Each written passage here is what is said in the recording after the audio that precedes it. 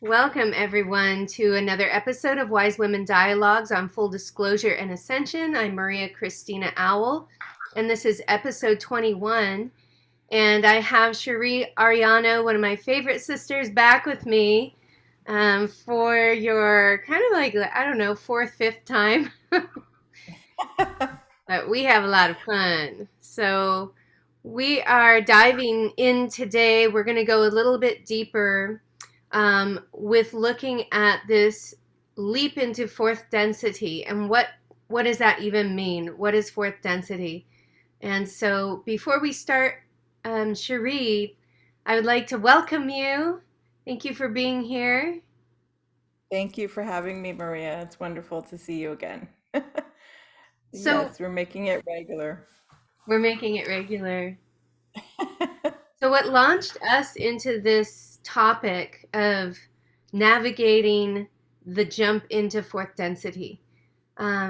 What launched us into this topic is we got on the phone and we started talking about this was last week, and we started hmm talking about our physical symptoms, physical, emotional, psychological kind of like ride that we had been on for the last many weeks. And we had a lot of similar things that we were going through, including pretty deep fatigue, crying a lot, and it was interesting to consider like, wow, you're going through it, I'm going through it. A lot of people I know are reporting these experiences, and we all have the same context of kind of knowing that these are due to heightened frequencies coming into hmm the planet and to like solar events and many different kind of cosmic influences. So do you remember what was happening for you at that time, and what what made, I know you're the one that like was really passionate about this topic being what we talk about. I was.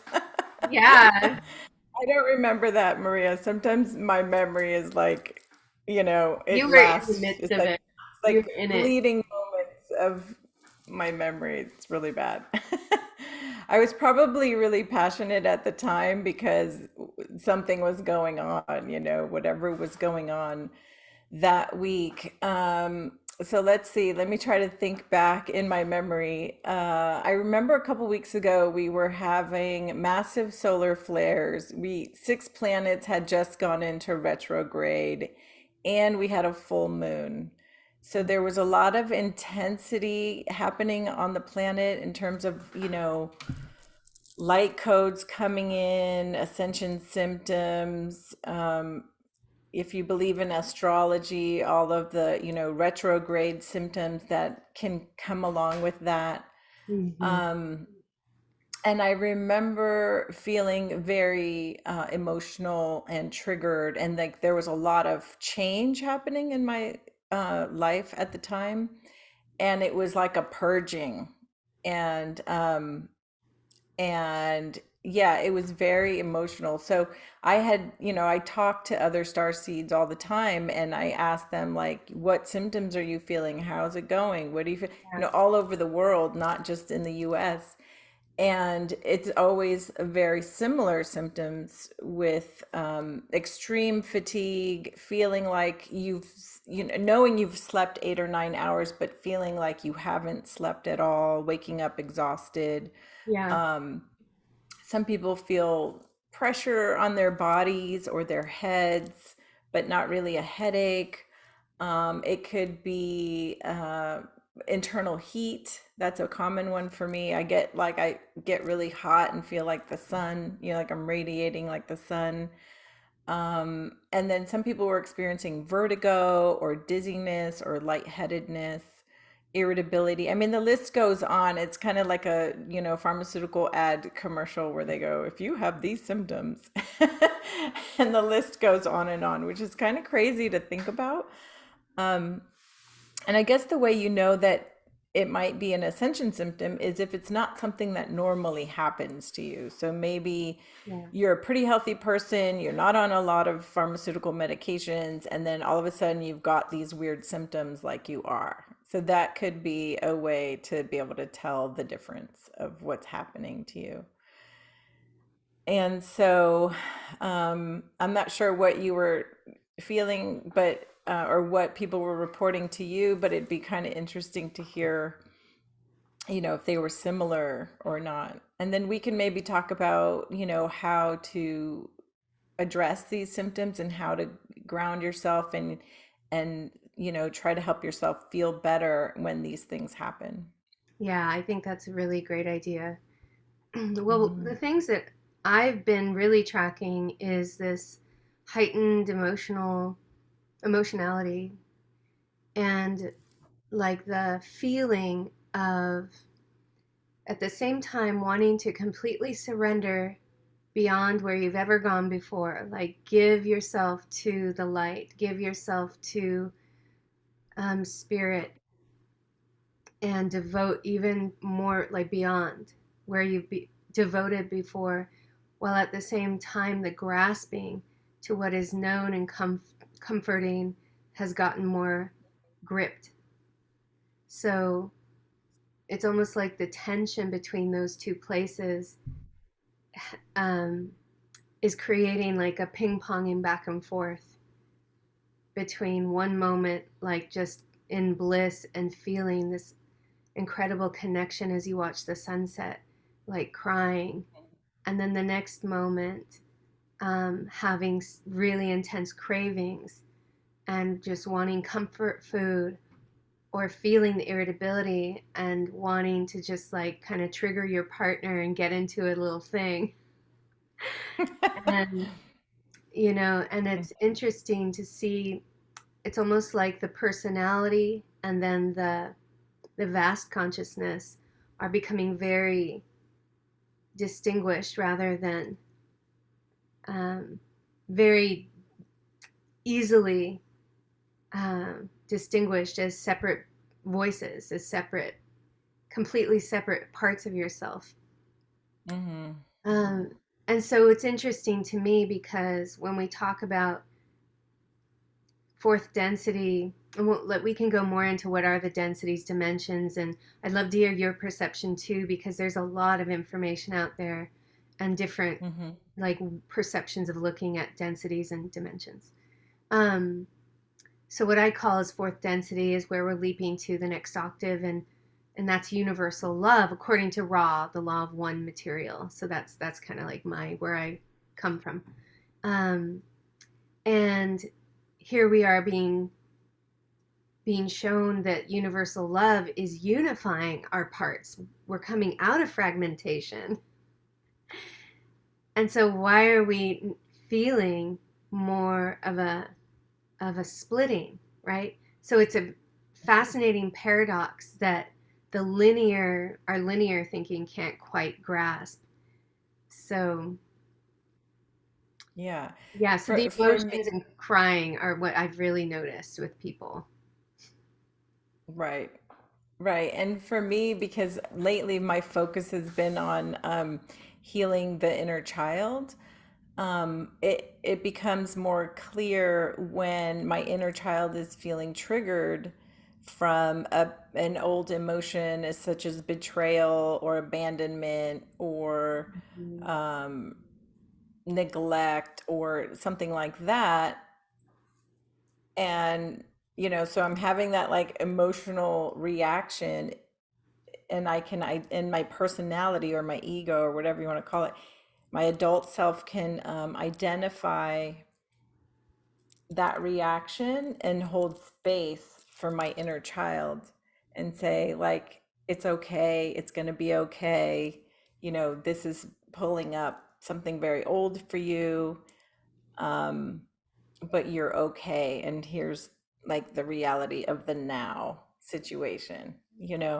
So it's kind of an interesting time to be both simultaneously going through ascension symptoms and doing inner child work, because they like they both like can work hand in hand, and they can both like trigger each other.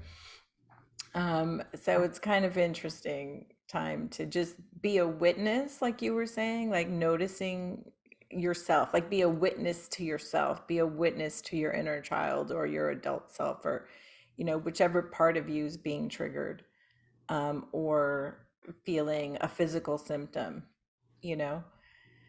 So yeah, it's been intense for a lot of people, and um, I just trust. I try to trust. Like I try to trust in the universe. I trust in my guides. I trust in my higher self and God and my soul's wisdom of knowing that like we need to go through this right now, and we're being upgraded on all levels, and it's okay. This is part of the process. It's part of the pain process that we're going through to evolve. So humanity, I think of the ascension as like this is humanity's evolution right now, and we're being upgraded just like when we were, Cro-Magnon man, we're being upgraded to a higher, more evolved species, using more of our six senses, bringing them back online, because I do feel like we had them all fully online, and then when we descended,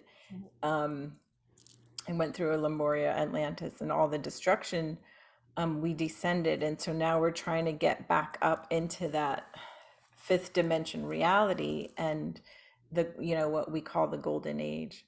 So yeah, it's like my soul feels like it's an honor to be here right now and to witness everything that we're all going through, even though it's uncomfortable at times. Yeah, absolutely. Wow, Yeah. you just hit on so many fascinating things, and like, oh, what I know I direction kind of went off on a to tangent. go? I love your tangents.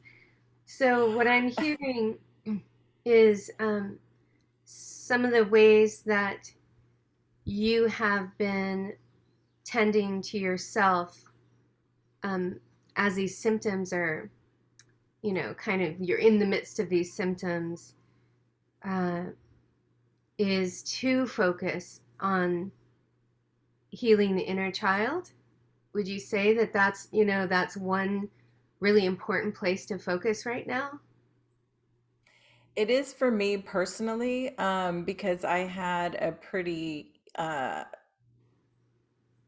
crazy childhood. I don't know what word to use. Like, I don't want to use dysfunctional or traumatic, because, it wasn't terrible, but it wasn't ideal either. There was a lot of dysfunction happening all around me.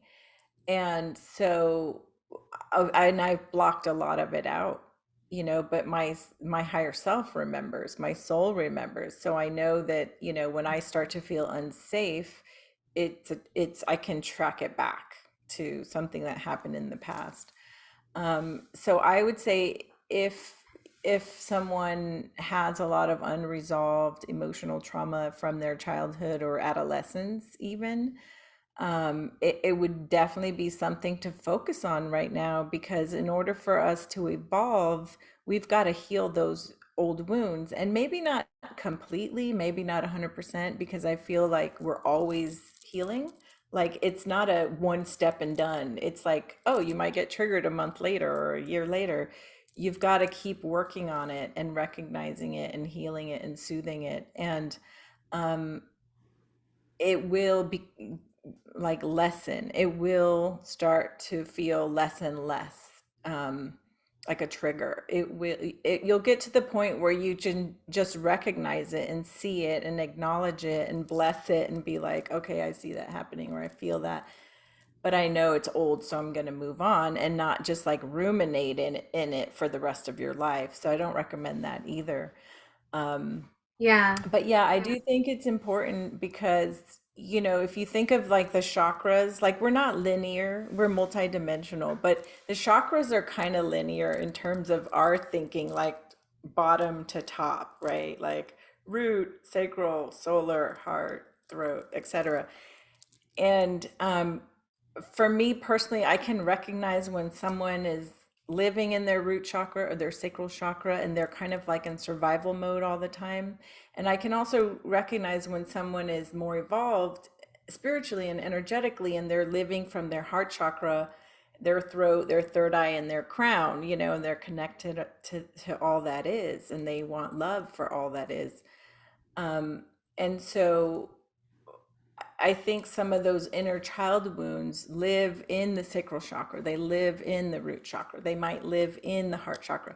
And so as we begin to heal our triggers, our emotional wounds and our chakras, we can then reside in the higher chakras and share more unconditional love even with those who hurt us. We can share more compassion with those who hurt us or trigger us. We can speak our truth when we feel there's an injustice. We can have inner knowing, like, oh, that person is nice, but there's some darkness there, and maybe I need to be careful or set really clear boundaries with that person. Those are just examples of how we can operate as a multidimensional being and an energetic being from our chakras. And so going through this ascension, those chakras are being upgraded with new light codes coming in. And it's almost like a gift from the universe. And they're saying, here, upgrade yourself, upgrade Mhm. yourself, upgrade yourself. And they're meeting you halfway. And like, we've got to do the work, you know, so we can take advantage of those beautiful divine light codes that are coming in. Yeah, absolutely. And I love what you just said, and I think of it like I listen to things. I have a lens right now that of everything being frequency. And so as I was listening to you, I was hearing you um, talking about frequency, and that Mhm. the unresolved material in the chakras and in our tissues and in our aura, whatever, wherever it is, that's like Mhm. that's discordant to our true nature resonance, like our optimum health resonance, our optimum balance resonance. And it's like at our highest health, we are humming at this beautiful frequency. And Right. that allows us to be open and to receive like inserts of higher frequencies so that we can expand, and train to those higher frequencies. And that's evolving, right? Then we are evolving. And so the that material that's really dense, it's like, yeah, we need to look at these things because like if there's a symphony going on in the body, but then there's like certain areas that are like nails on a chalkboard as far as frequency go, Mhm. it's gonna impact the symphony. It's gonna impact the organ that imbalance is in. It's gonna impact the cells around, and the chakra is gonna not be able to function fully. So I always kind Mhm. of like interpret it to frequency, and it makes so much sense to me. Um, Yeah.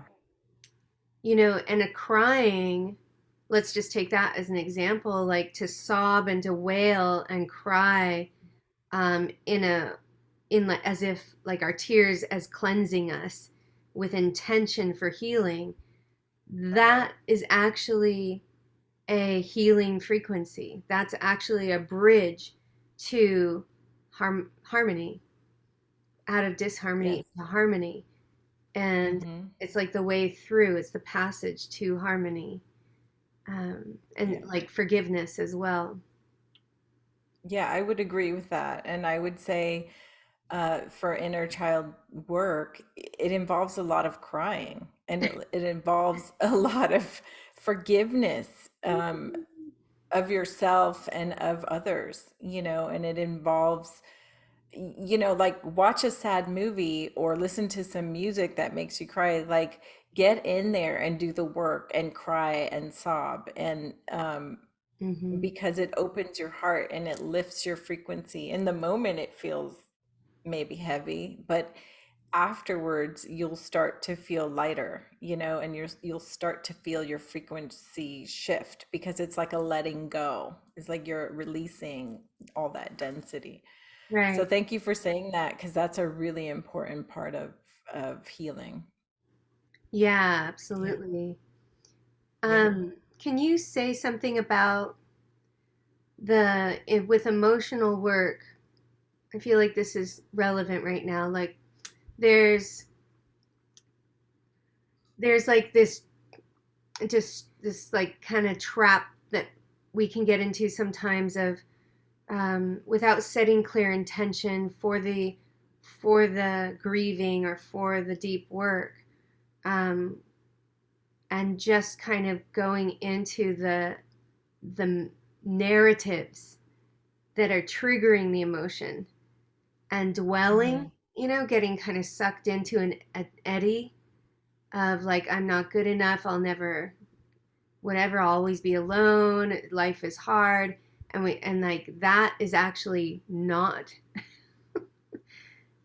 that's actually like choosing to stay fragmented, un, unconsciously choosing because you're in your pain, right? And it doesn't Right. mean that delve into that isn't going to, it's like going in and through, right? um, Hmm. but it's like if you have a propensity, and in the past, if you have, when you've gone into those really contracted places and gotten stuck there, what can people do this time that's different to really help them go in and through? Hmm. Um, that's a really good question. So I'm going to try to think back to when I was there so I can share from my own personal experience. I would say the first step is to allow, right? Allow yourself to feel all of that pain, allow yourself to cry it out, allow yourself to be angry, allow yourself to feel everything. Like, don't shut it off, don't suppress it, because it's like a fountain coming up for renewal and release. And so the first step would be to allow it, to feel it, to thank it, to bless it, really go into those emotions, those deep, dark emotions. And then, begin to pull yourself out of it. And if you're having a hard time because you're stuck in a loop of all those negative affirmations that you just said, if you can't do it on your own, I would try listening to high frequency music. First of all, surround yourself with opera or um, 432 hertz solfeggio frequencies, or just anybody that's got like really high frequency music that you love. Put your headphones on, just like let it take over your whole field, Yes. and help move you or shift you out of those negative loops.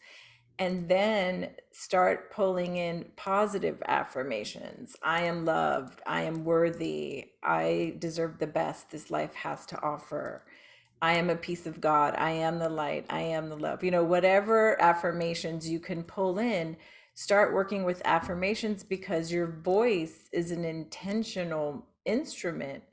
And when you say it out loud or say it quietly to yourself, either way, you're affirming that to be true for your being. So that's a really powerful tool as well. Um, Personally, I use crystals. I use the healing frequencies of crystals. I also use the healing frequencies of essential oils, Yes. because the olfactory is one of the fastest ways to reset the brain. It sends a signal to the brain within 30 seconds. And because everything is energy, like, peppermint oil has a frequency, and your brain is part of everything. So your brain already knows the codes of what peppermint oil can do.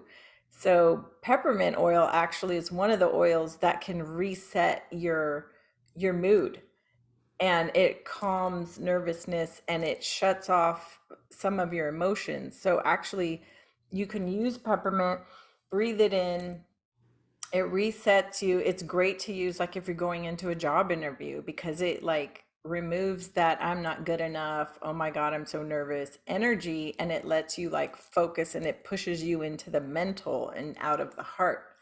So, just stuff like that you can even use as a tool to heal yourself and help you like snap out of that dark place. Um, call a friend, call a healer, call a light worker, someone who is going to lift up your frequency. Definitely don't call a family member or friend who is known for bringing you down or saying I told you so, or you should have known better, or stuff like that. Yeah.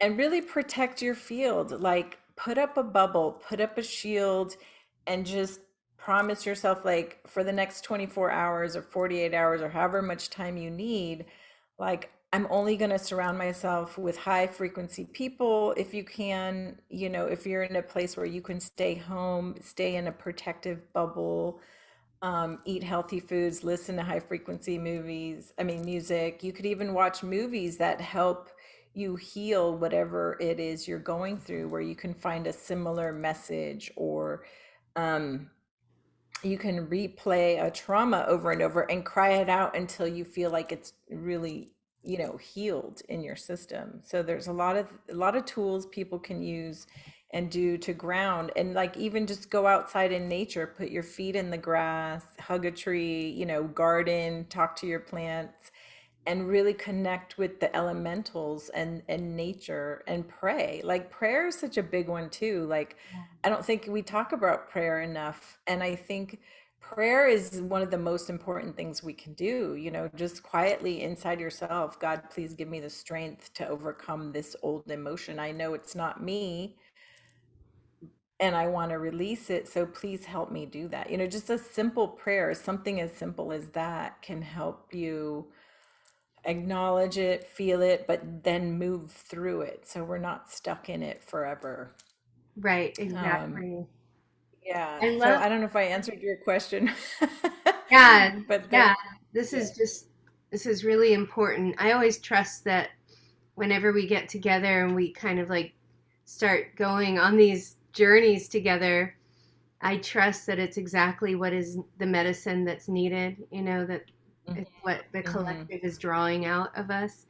And Yeah. so, one thing that I really appreciate in the work of emotional freedom technique, which is the tapping, right? Mhm. Um, Yeah. that that work in particular also tells the body to transmute the density, the contraction, and it starts to kind of like loosen and open and then dissolve.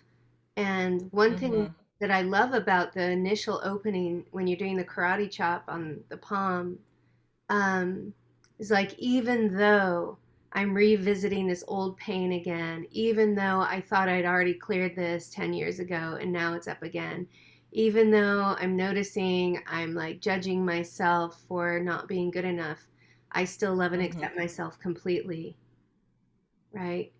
And so it's like Yeah. naming the hardness of it, but then also like, and I love and accept this. Even this I Mhm. accept. Even this I make room for, and then you start the actual tapping, and moving it. And you always, like with the tapping, you always start it with the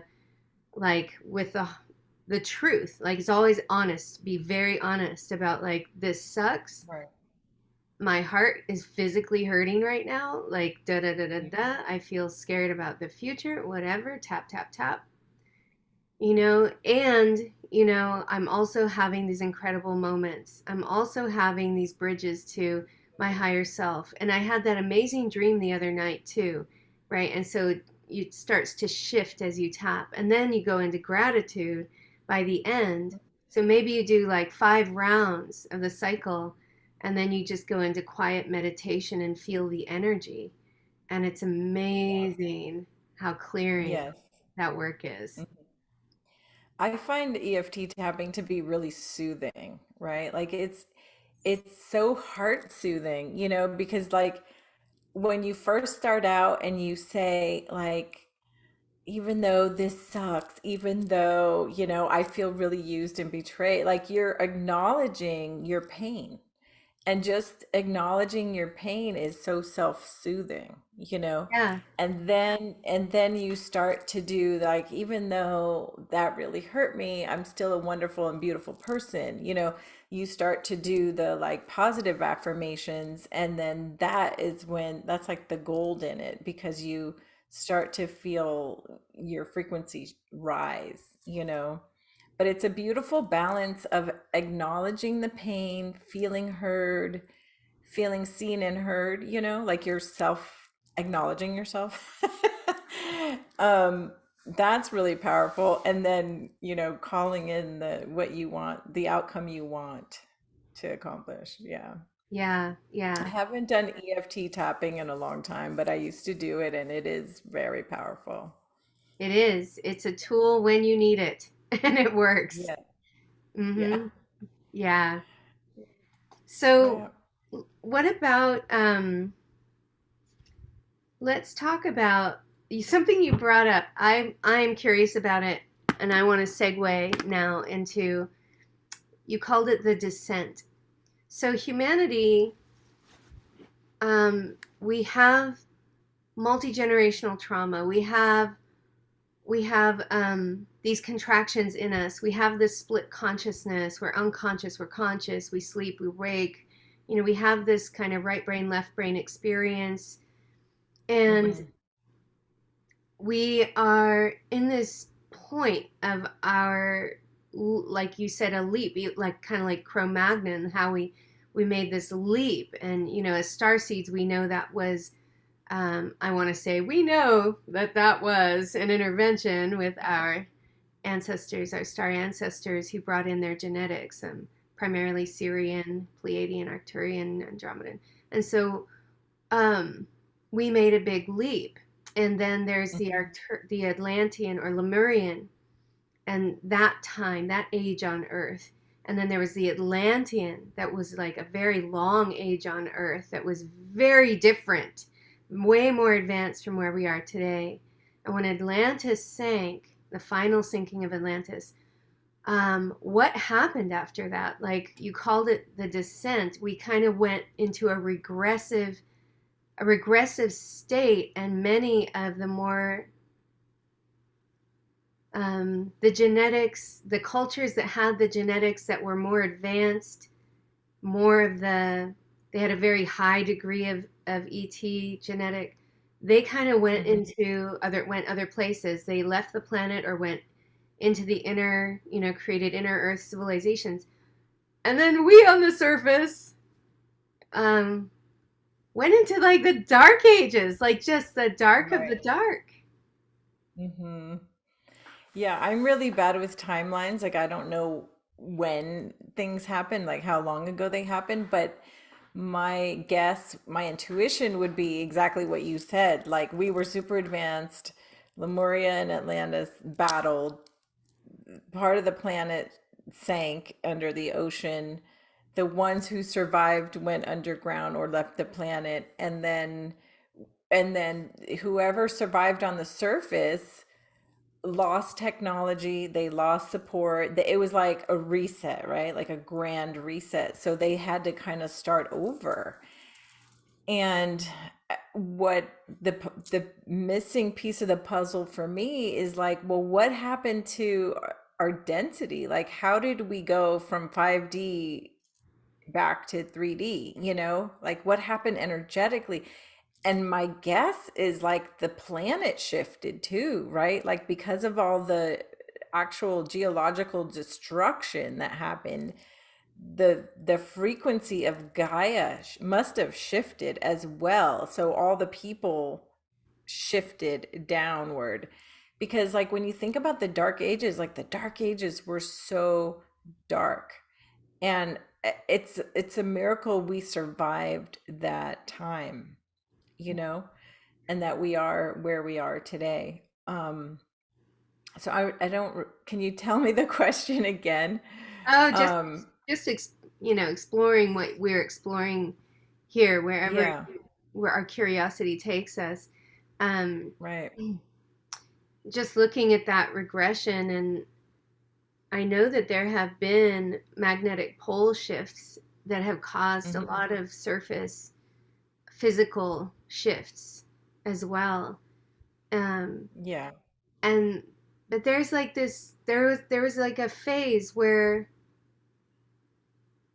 some decision was made to wipe the memory, like all of the craft, the spacecraft, Hmm. everything was hidden, Right. right? And the generations were not told that there was ever contact at some point, because Hmm.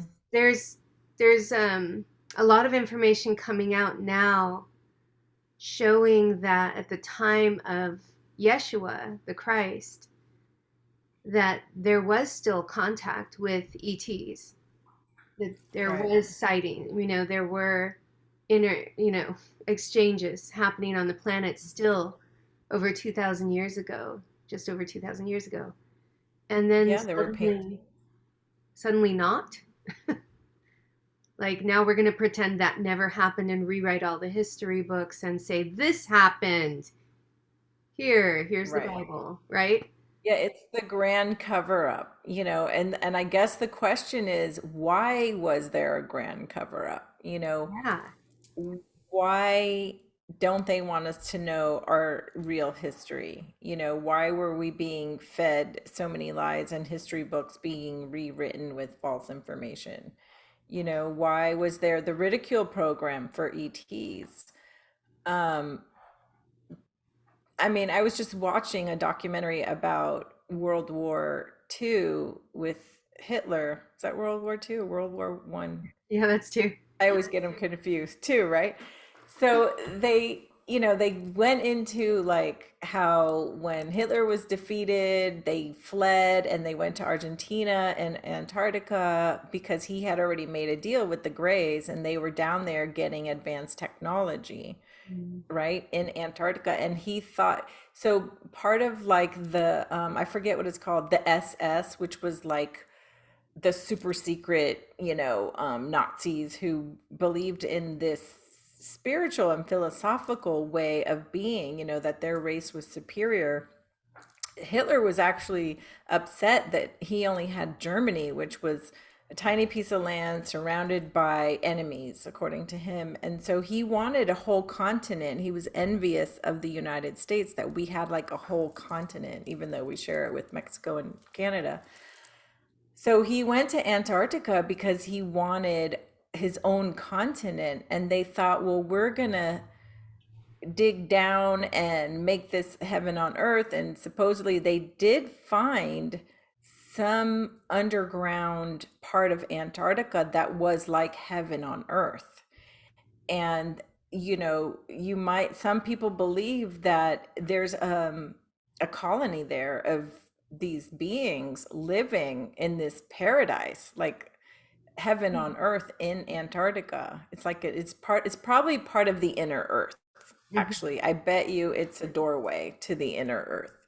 Absolutely. And yeah. And so who knows? Who knows what's happening down there? We're not allowed to go to Antarctica, really, unless you're on a scientific research team. So who knows what's really happening down there? And no coincidence that they went to Argentina because that was like the fastest place to be able to access Antarctica. You know what I mean?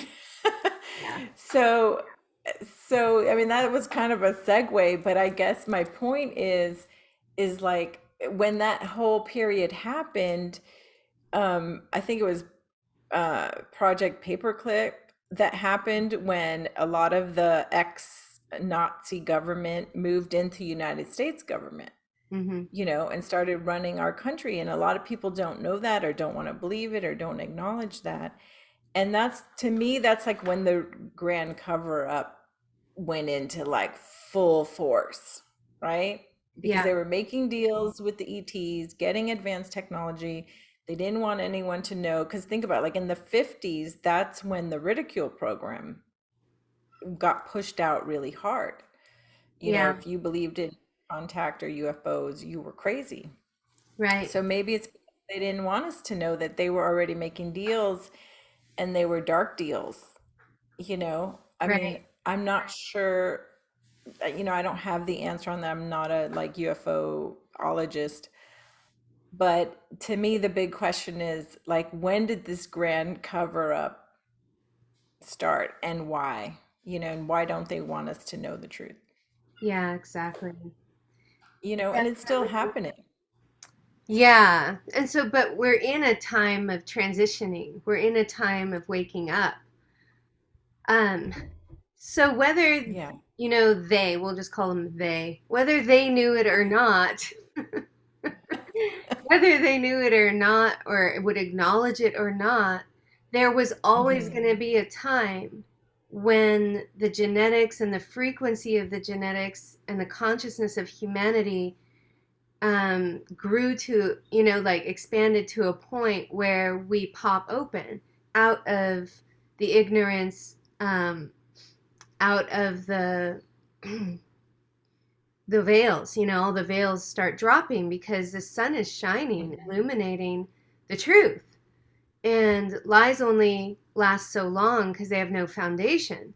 So, I mean, they have no roots, they have no substance to them. So eventually they crumble, Hmm. especially because lies are built upon lies, and it just becomes this topples eventually. And that's Right. inevitable And while that's what we're humanity seeing now wakes with up. COVID. Yeah. Yeah, toppling, And the totally vaccine. toppling. Yeah.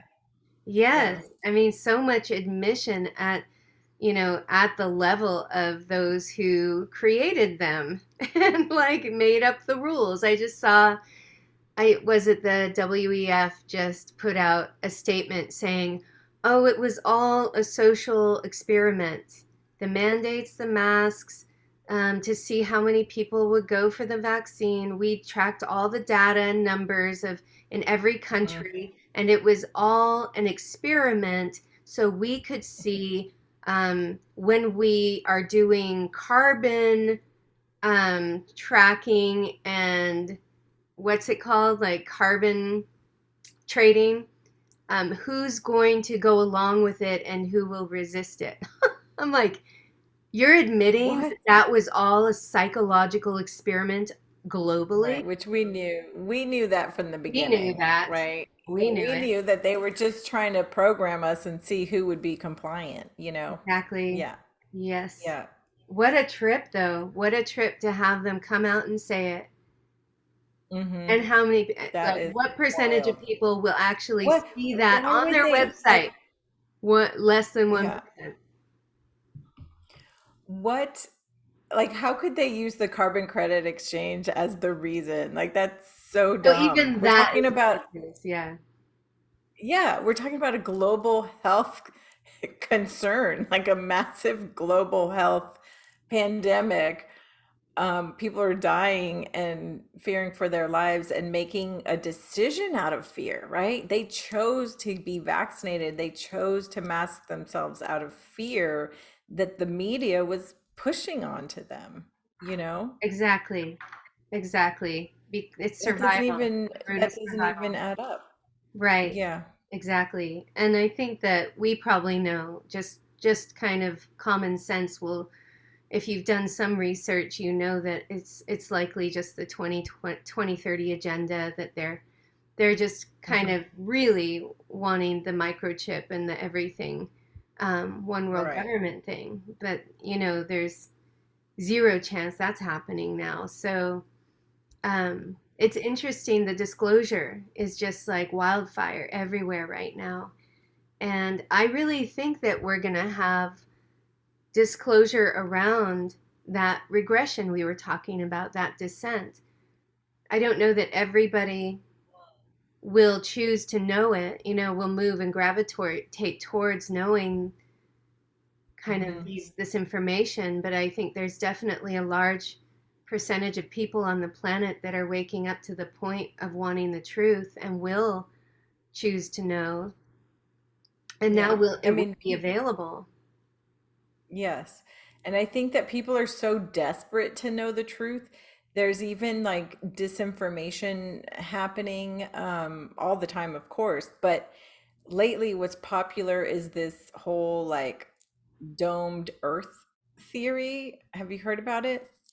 The flat earth, Where, well, yeah, it's a flat Earth with a dome on it, the firmament, yeah, and all we're that, basically in what do they call it? A snow globe right? next to a bunch of other snow globes. And so, Interesting. Earth is not really a planet floating through space, and neither is Jupiter, Mars, and Venus.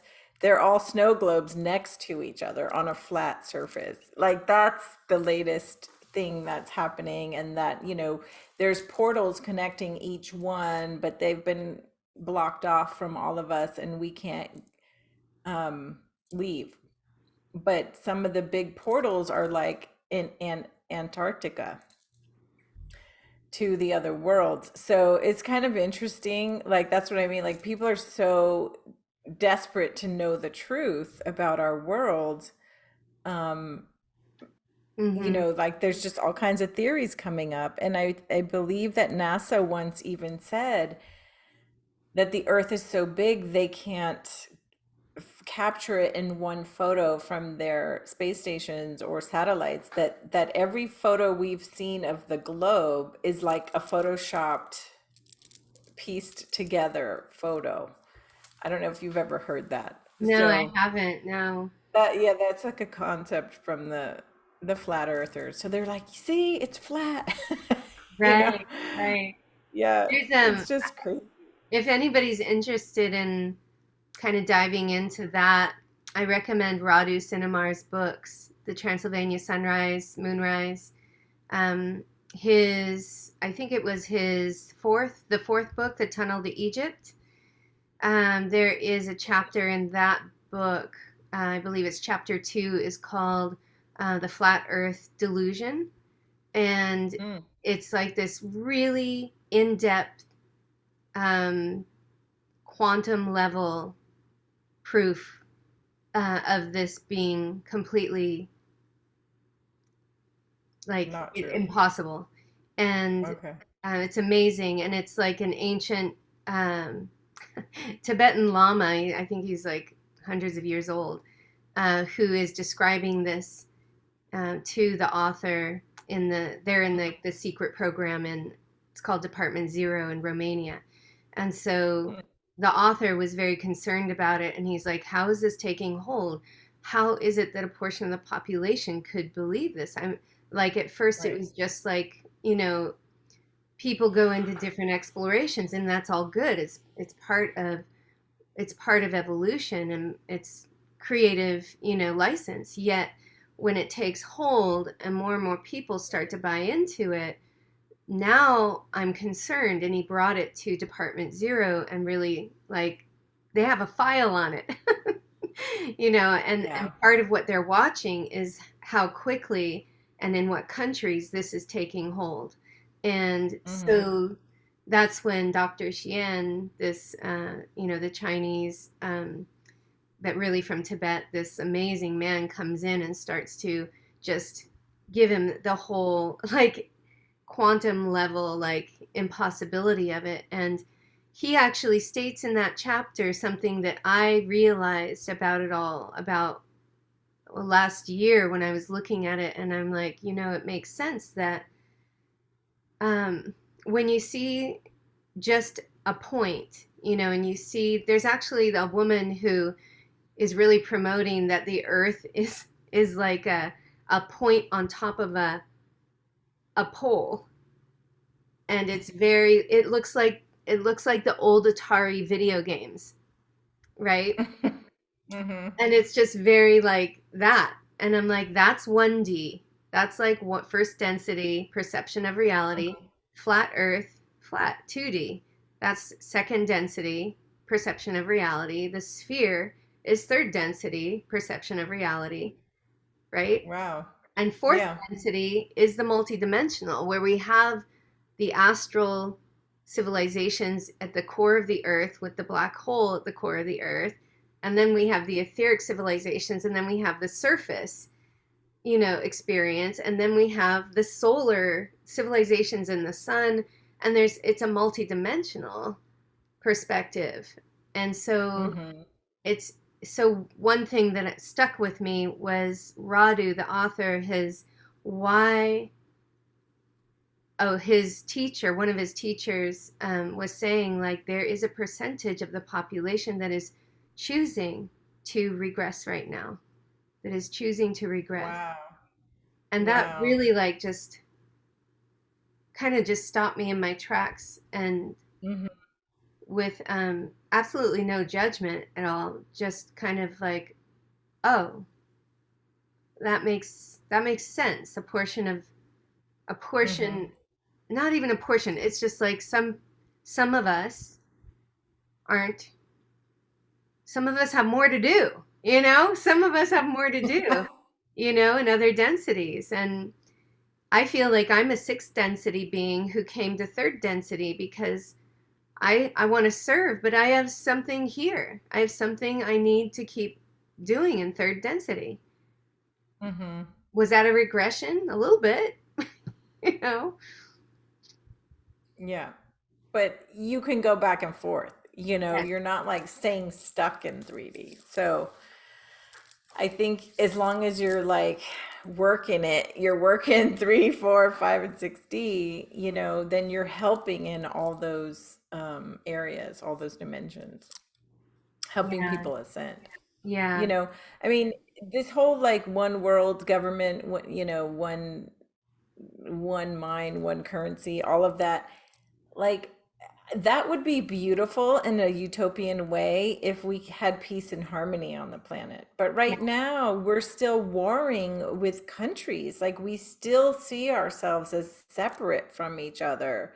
There's no unity consciousness. There's no one love, one world. Because, yeah, I mean, look at what's happening in Iran right now. People are being killed just for protesting, which it's Yeah. like, it's mind-boggling. Um, because didn't we go to war with Iran in the 70s to help them become a democracy, a democratic country? And how are they, how is their government just shooting people in the head because they're out protesting? Like, I don't understand that. I haven't looked into it enough, but I know it's really upsetting. And like, we need to have more peace on earth, literally, so that we can move into the cosmos as a united force, or front or people. um Absolutely. and then we can really be in 5D united, because that's what 5D represents to me, is unity consciousness. Hmm. And in order to get there, like, we've got to stop hurting each other, we've got to stop stealing from each other, we've got to stop taking advantage of each other, and being competitive, like who's got more money, and I'm gonna, it's a race to the top. Well, let's share the wealth, let's share the love, and everybody can be fed and everybody can be housed and clothed. And let's put away our weapons and, like, really unite. And then, like, we can make huge leaps and bounds as a people, as a planet. Yeah. um Yeah. and that's why I'm like, come on people, let's wake up. Because if our intuitive gifts come online and we can read each other's minds, guess what? You're going to be less likely to steal from me or to lie to me, because I'm going to know you're lying, and I'm going to read your mind and know that you just stole from me, right? So as soon as we can all become telepathic and know what the other person's thinking, we can move into unity consciousness. And I'm not necessarily for like hive minded. I still want people to have their creative expression and individuality, but like, can we move into love already? Can we move into unity consciousness already? Like, that's what we need. That's what everyone needs to focus on. Like, let's just have a big meditation on love and unity, because Ashe. that's the only way we're going to get there, It's so in my mind. true. It's so true. Yeah. I feel Yeah. like that's what the ET Alliance with the Earth Alliance has really been had on the drawing board for so long now. Like, how do we get Earth from, like, humans from here to here? Like, what needs to happen to get them from here to here? You know, what catalyst? Hmm. And I feel like there's been a lot of way more like non-natural insertions of catalysts than natural catalysts. I think the internal, we've had spiritual catalysts that's authentic for each of us individually. Hmm. But the event, world of events out here, so almost all of it right now is the big ones is created by these, you know, the black hats and the white hats, whatever you want to call them. And Hmm. so it really is fascinating, right? It's like the dark and the light vying for human consciousness and the soul of humanity.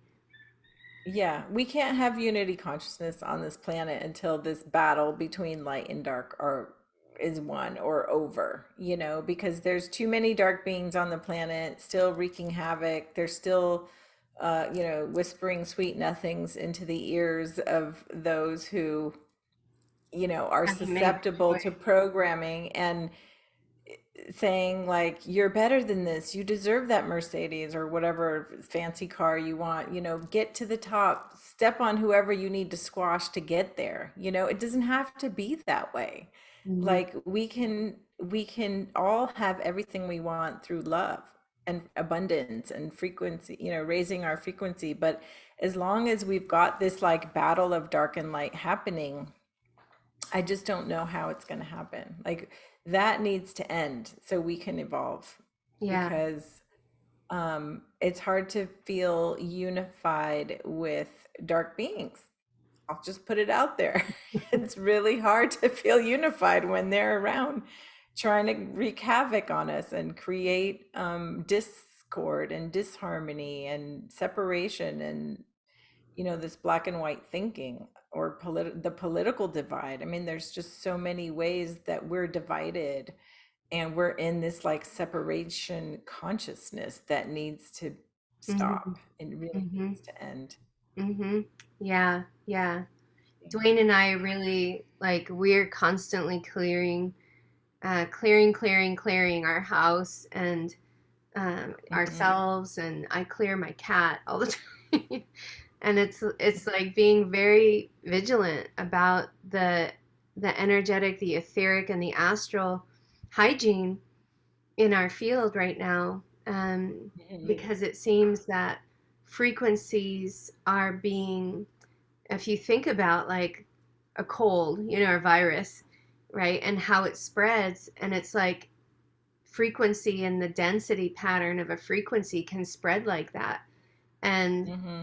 one person that has like an entity that's very contractive and very like all about like judging, I'm right, you're wrong, defended, like that energy can slime, somebody can just then like splat Oh yeah.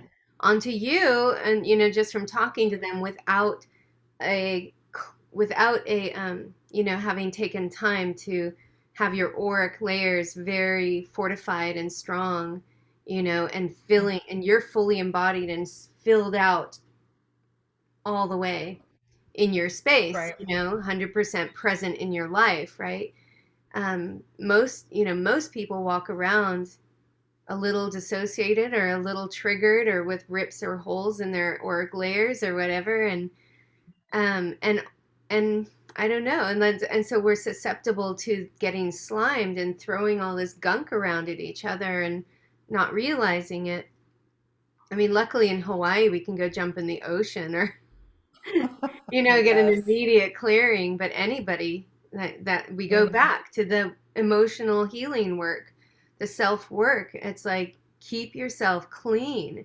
And if you're not doing your emotional work, that makes you susceptible because then you have hooks, right? You're Hmm. available to get hooked. But if you're keeping Right. yourself clean with the crying and tending the inner child and validating and allowing and being Yeah. authentic, then your field, you have a clean house to live in, right? Right. You can fully Right. take up all the space in your house with yourself. Hmm. So you're not going to get hooked so easy. Um, Right. Yeah, and it's always surprising to me like how often we need to do that, like how often we need to Right. clear ourselves. Daily I mean, practice. it daily, sometimes two times a day, depending on Yeah. what you're engaging with, you know? And that was like a hard thing for me to remember to do in the beginning, was like clear, clear, clear. Um, but now, it's like fully present in my awareness that like that's something that we need to do on a daily basis. I think with star seeds, we have it a little bit easier because our light fields are so big and so fortified already. It's harder for stuff to get on us and stick on us, but it can happen if you're, kind of lazy about it. If you're not Yeah, paying attention. Yeah. absolutely. Yeah, yeah. And that's a Yeah. lot of what my clients come to me with. You too, is just needing to Oh, support your clients. yeah, it's usually emotional support more than feeling like an energetic attachment. I'll always check to see if they have any chips, implants, black magic in the DNA and entities and stuff like that. And there's almost always something, but it's not like the focus of my work. I don't get a lot of people who are like, oh my God, I have entities. Can you clear them? But it's usually more like past emotional trauma or limiting beliefs or, wanting to clear up a relationship with their mother or their sister or whatever, or something like that. Right, Yeah. It's almost always emotional or relational traumas that happen that need to be cleared.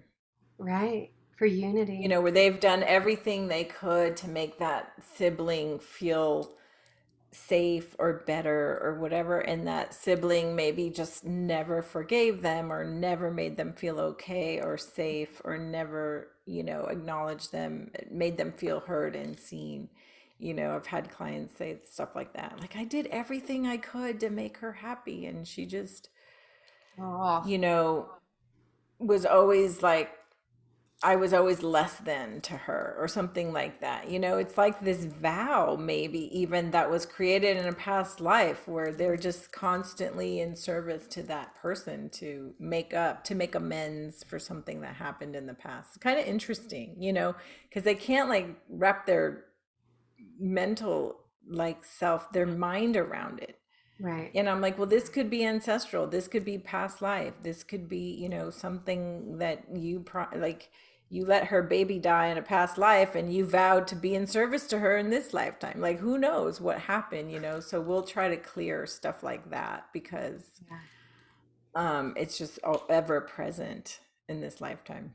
Yeah, we all have some layers of that going on, depending on how much you've Yeah. cleared in yourself, but it's a real thing. Yeah. Yeah. It is. Yeah, soul contracts are huge. Like people, like why aren't we taught about soul contracts in kindergarten? Yeah, I mean, how many stories have you heard about little kids who remember their past lives when they're 2, 3, 4, 5 years old? And if we all had that inner knowing and that education from birth, like, oh yeah, that's a real thing. You did have a past life with this person or that person. Like we could clear up soul contracts like this when we come in, we reincarnate. Like the 3-year-old goes, I remember you, Grandma. Da da da da da happened in a past life. And we're like, okay, let's clear that soul contract up right now. And then that Right. child could grow up being like cleared of that whatever, you Right. know? How Right. amazing would that be? That would be Yeah. so amazing. Yeah. Yeah. Yeah, and I wonder, I get excited about talking about this leap into fourth and then fifth densities that we're moving into like a frequency where we're awake, and we aren't in the karmic looping anymore. Like that was Right. that was 3D, Yeah. right? Meaning like no more amnesia when we incarnate. Is that what Yeah, you no mean? more amnesia, but and Yeah. also way less. need for um, discarding the body and taking on a new one so often, Mm-hmm. right? Right. That there's going to Yeah. be in one lifespan in fourth density or fifth density, we can have, hundreds and hundreds and hundreds of years of Yeah. developing ourselves and our expertise being fine tuned and being of service, at a Mm-hmm. solar system level, at a galactic level. It's very exciting. Yeah, I agree. I agree. And I guess we used to live to be much older than, 50 to 100 years. Yep. And many of our galactic neighbors are, several hundred years old and whatnot. So why aren't we? And maybe that's why our ancestors went into the inner earth, because they knew they could live longer down there without all of the sun's radiation and stuff. True. Yeah. And that the frequency would just plummeted on the surface. Hold on one second. Can you say that again? And the frequency plummeted on the surface and got very dense. Oh, yeah. So not Yeah. conducive. Um, Gosh, Hmm. there's so many more. We could go so many different directions with that, but I'd love to just invite you to um, just kind of wrap it up with sharing with our audience here. Um, what is the work that you do one to one? Like, we're talking about the inner child healing. It seems like that Hmm. is something that is really important to you, and how you hold Hmm. people. And I know you do a lot with crystals and essential oils. Can you just kind of talk about your actual healing practice, your business for people? Sure. Yeah, absolutely. So I do energy healing. First and foremost, I use a couple different modalities. One is called quantum psionics, and the other one is called the crystalline healing light. And they're very similar, but different. And it's really, it's really difficult to talk about. But basically, I work with tools that may include things like, you know, using the frequency of a crystal or a flower essence or an essential oil or an Arcturian healing code or sacred geometry. So everything is energy. And so if you imagine like Doctor Strange, you know how he like goes and he can see like all these different tools floating in the sky, and you just pull in the frequency of whatever healing tool comes forward for that person. So sometimes it's Archangel Michael who needs to come in and cut cords and remove entities or chips and implants. Sometimes I'll work with the violet flame, for transmuting energy and burning up whatever's not no longer serving that person. It could be sacred geometry, or it could be a dragon. There's a lot of tools that come forward in the work. Sometimes we go to like the eternal fountain of youth, or we'll go to Your audio is getting um, really strange. oh Uh, really? Oh, so is yours. Let me see. My mouse is dead too. What's happened? We're having Mercury retrograde stuff. I think they're on to us. I think they're on to us, They're on to us. messing with our audio. Okay, let's see. Let's, Okay, how about now? How do I yeah, sound now? you Is that sound, any better? yep, you're back to you. Now I can't hear you. That's so funny. Okay, Oh, let me take these out again. Okay, how about now? Can you say something now? I hear you great. Can you hear me? Okay, great. Yeah, I can hear you again. Okay. So what was I saying? So yeah, so I use the frequencies of all these different healing tools and send them to the person who's receiving healing. And we set intention, so it's like release and receive. So we'll like release what's no longer serving them, and then we'll set intentions to call in more joy, abundance, love, harmony, whatever it is that they need in their life. So we'll talk about, we talk first in the beginning of the session, of course, and then we move into the healings. And it's basically like, my higher self working with your higher self, and your higher self tells me like what to do, basically. So I'm just like in service to what you need at that moment. So it's pretty fantastic. People claim that they leave feeling lighter, they feel more in the flow, they feel more connected to their authentic selves. And they have miracles, like if we're disconnecting a cord to an ex lover relationship, you know sometimes that person will like call them right away and be like, what's happening, what, because they feel the disconnect, and they're kind of like flailing, you know what I mean, things like that have happened. um and then the inner child work, I started embarking on that for myself about a year ago. And yes, you're right, it is very important to me. And I've come out of this process realizing that so many people need this work. And we all need to be doing inner child work because it's so important, because that inner child's with you all the time. And a lot of the times when we feel hurt or triggered or whatever, it's because there's something there that hasn't been resolved. And it's like a clam, irritating that piece of sand, and then it turns into a pearl. So that can be, it can be turned into a pearl through the work. I feel like that irritation. So that is something that I want to start offering people. And also like heart-centered listening. I feel like heart-centered listening is so valuable right now, because through COVID, we all went into isolation and we all got separated from each other. We lost a lot of connections that we had.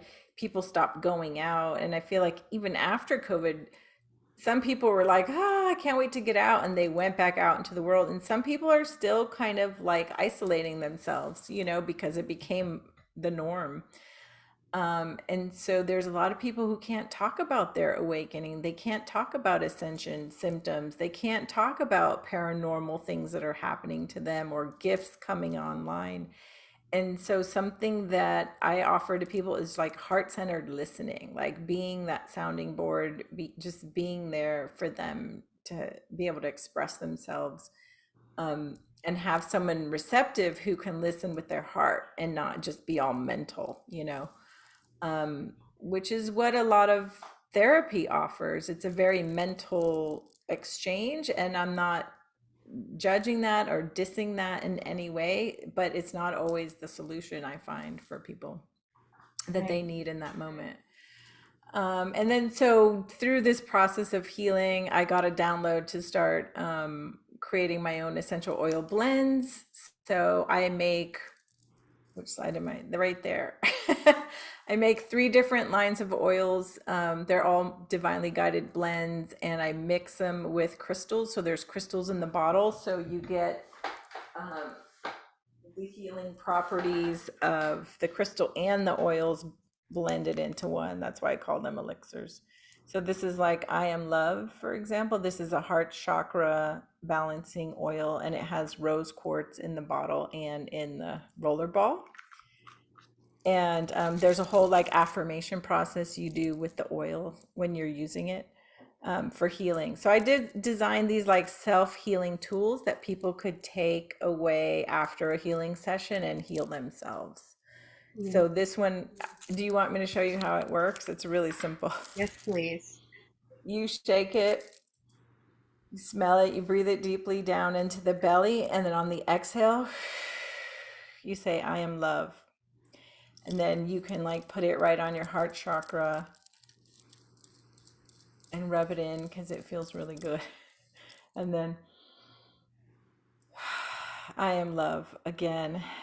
And then on the third one, you could put it anywhere. And I am love. And I encourage people to do that 3 times because the power of three kind of seals the deal. And it's like the butterfly effect, it goes out into the world. And you get like that, oh, it smells so good.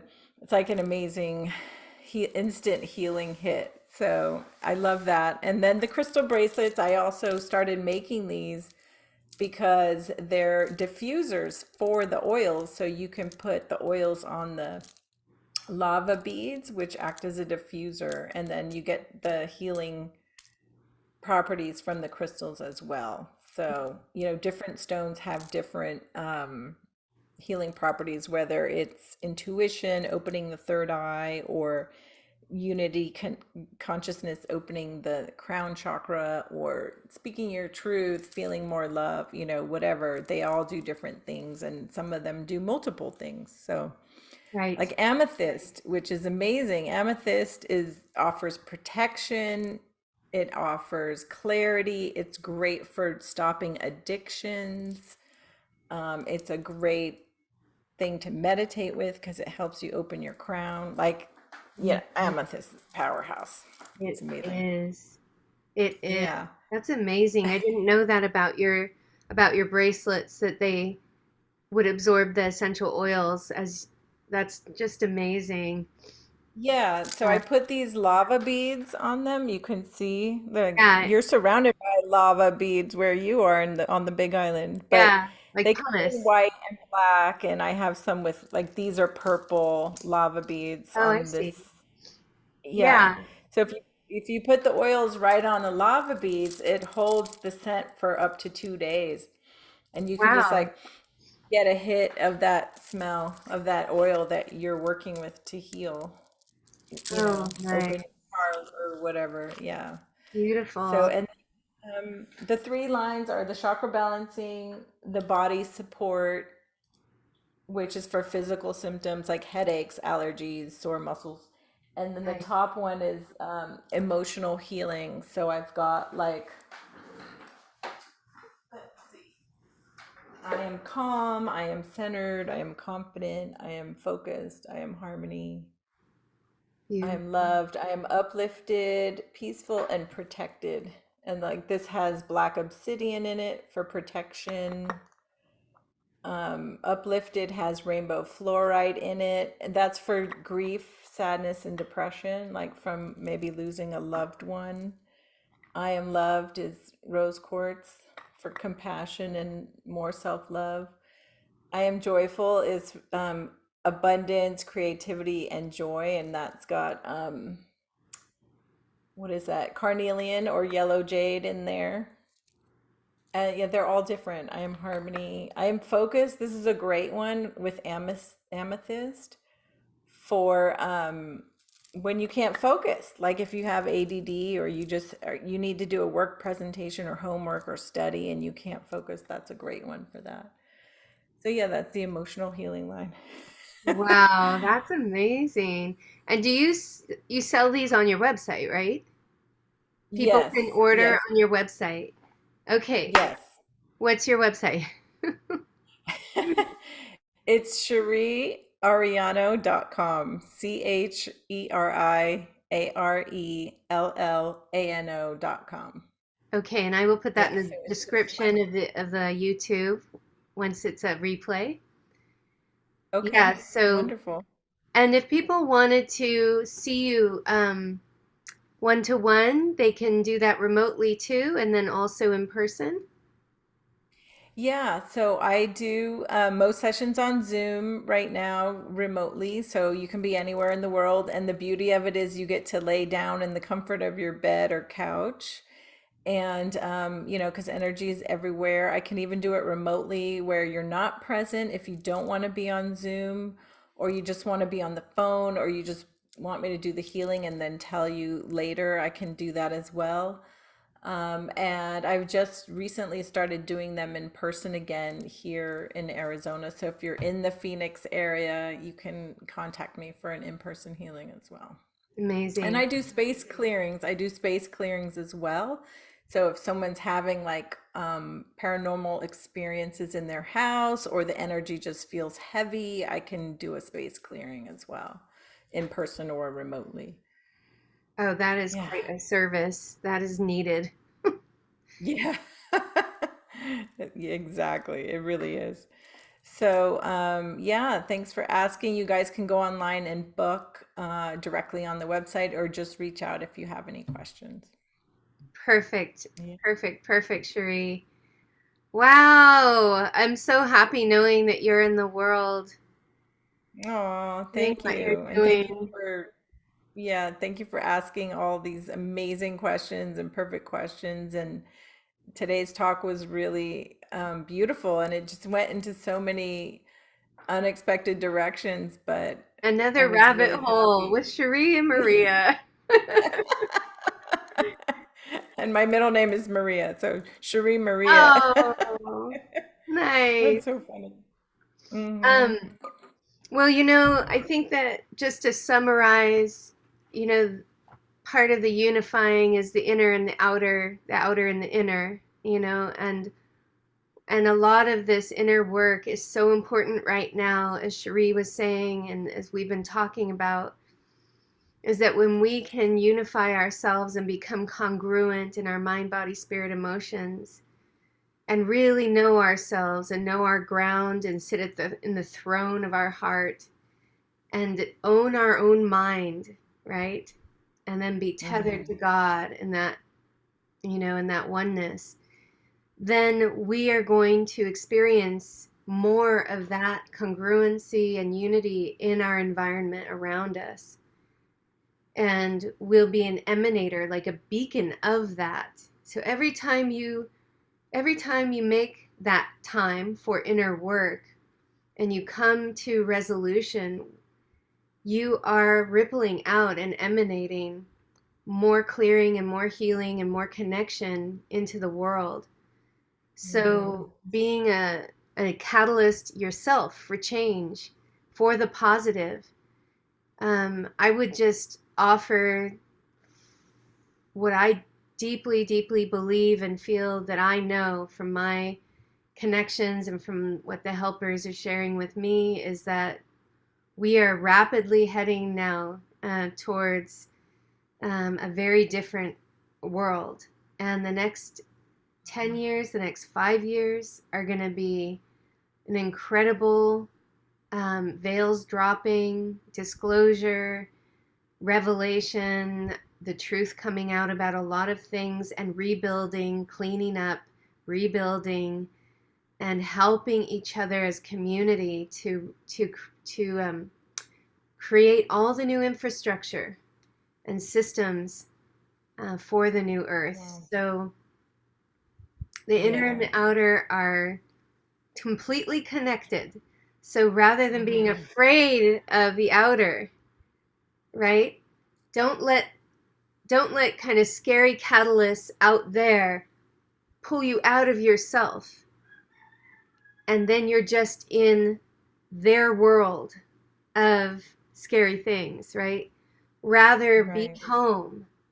be home here, turn inward, live in your heart, link to the eternal life realms and God and source, and then Hmm. you emanate that truth into this world and help to illuminate all the lies and deception, and the veils will drop for everybody. So, centering back home. Absolutely. Be the light in your grid. Be the That's light in your little corner of the grid so we can right. all link up. Yes. So, Beautifully said. yay. Yay. So, until next time, Cherie, Yes. there will be Thank you next so time. much, Maria. This was Hmm. amazing. Thank you for having me, sharing all your wisdom, and this was beautiful. And definitely reach out to Maria too, because she's amazing and has a lot of wisdom to share. Thank you. You can get in touch with me at sacredfuture.org. That's sacredfuture.org. And yep, you can find everything there that you need. And if you're interested in reading my recently published book, Planetary Ascension, Please go to Amazon and you can just look up my name, Maria Christina Owl, or Planetary Ascension. The choice, the purpose of 3D and the choice we face. So thank you everyone for joining us on another episode of Wise Women Dialogues. Until next time, I'm going to be traveling until the end of October, and so I'll be back in November. And until then, huge aloha. Mwah. Aloha.